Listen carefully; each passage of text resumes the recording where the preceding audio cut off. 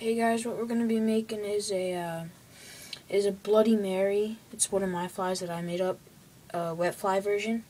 And what it is basically is it's red thread, like a size 10 wet fly hook.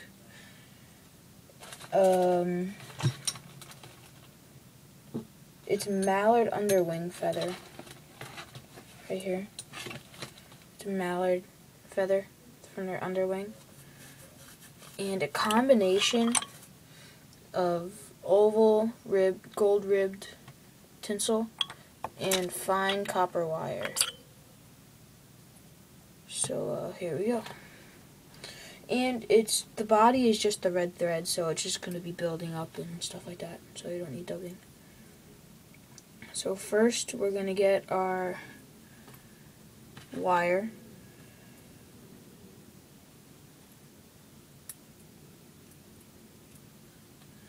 And then we're going to get some oval tinsel.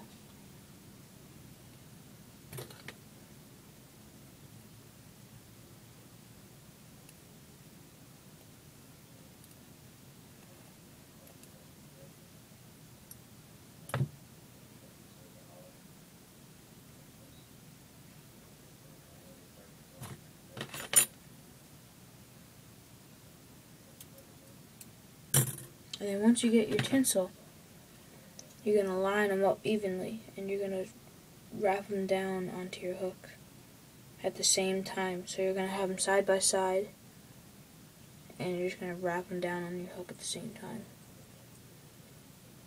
And again, you're going to use the pinch wrap so you get it directly on top of the hook.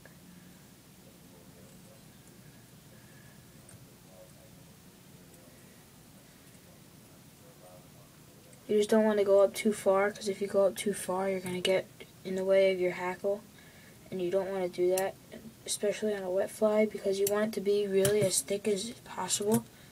So you just don't want to go all the way up.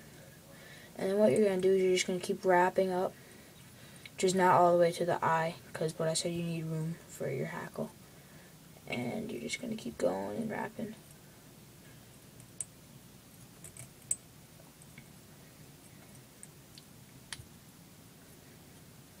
Usually I tie this with a bead, but I wanted to try something new, and I knew that this fly works for various species of fish such as panfish, bass, and trout. So I'm just showing you something new. And when I tie it with a bead, I wouldn't use the oval tinsel and the copper wire together. I just use the oval tinsel. So now that I have the body a little thicker, I'm going to bring my thread there, and I'm going to do a little whip finish. And then I'm just going to put it on the little thread holder. And I'm just going to wrap these two right next to each other together. It has a really cool look to it. So it has like a gold and copper look. That's how I like it. It's like a shimmery sort of thing. The fish like it. So once you have that palmered over, you're going to take your thread and you're going to just cinch it down.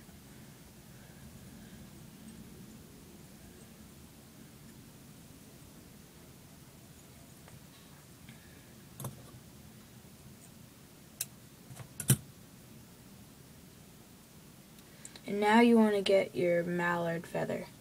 Now where I get my mallard feathers is I went to Pennsylvania once, and I found actually like a whole crap load of them on the floor. So I just picked it up and I just washed them, and well, I didn't really wash them. I just like air dried them and stuff because they were like fresh off the duck. So when you do that, you're just gonna pull off some fibers so you have room to tie it down on your fly.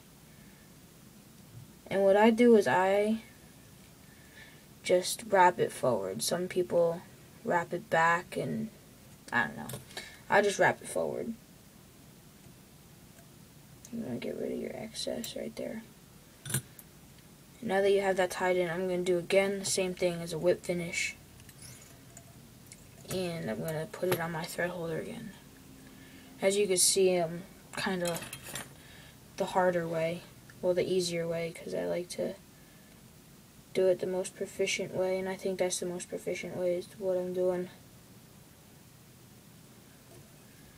And you're just gonna hackle it.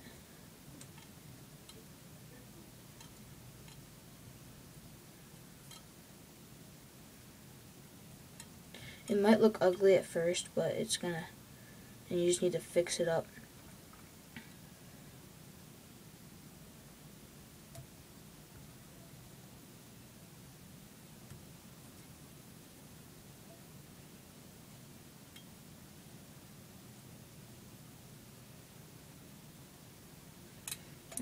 Once you get that hackled down, you're gonna take your thread and you're just gonna cinch down the mallard feather.